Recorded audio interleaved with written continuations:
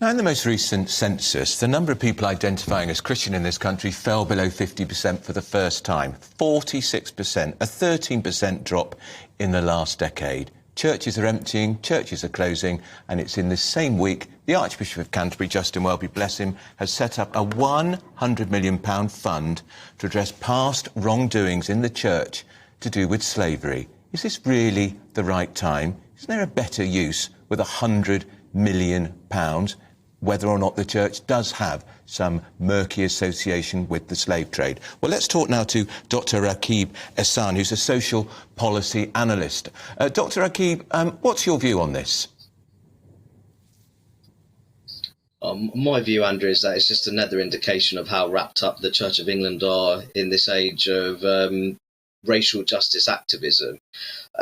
We are a country where parishes and congregations are struggling, and senior clerics have admitted that £100 million for this slave-related fund to atone for the church's links with the transatlantic slave trade. It is a vast sum of money. And you describe the Church of England as sleepwalking towards irrelevance. Andrew, I'd use the term accelerating. You mentioned the census data. When I was 11 years of age, in the census of 2001, over 7 in 10 people in England and Wales identified as Christian. But as you say, in the most recent census, this was the first census where less than half the people, 46%, identified as Christian. And I think that's largely because the Church of England is increasingly becoming involved in social justice activity. And it's not sticking to the bread and butter of Christian concepts surrounding family, marriage and community. I understand that the Church of England, the Church has an association with the slave trade. Much of current life does, including the monarchy and many of our companies. And apparently the association is to do with the South Sea Company, which was formed in 1711. The Church of England owes much of its current assets from that trade, which shipped 34,000 African slaves between Africa across the Atlantic. So I understand that's something that the Church wants to look at. But why does it take £100 million to address that issue? Andrew, I think there's certainly a discussion to be had in terms of talking about the slave trade and Britain's involvement, and also Britain's involvement in ending the slave trade.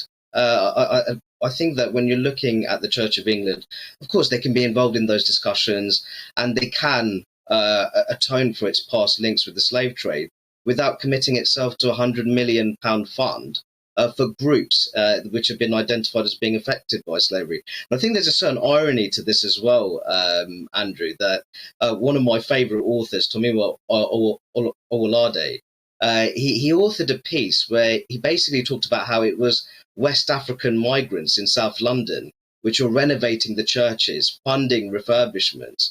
And I think that that's where the church should be focusing more in terms of its funding, in terms of reinvigorating those churches, as opposed to relying on Christian migrants to stump the bill. Justin Welby, the Archbishop, banging on about more and more people using food banks. Well, wouldn't that £100 million that he's lavishing on this fund be better deployed in communities, as you describe?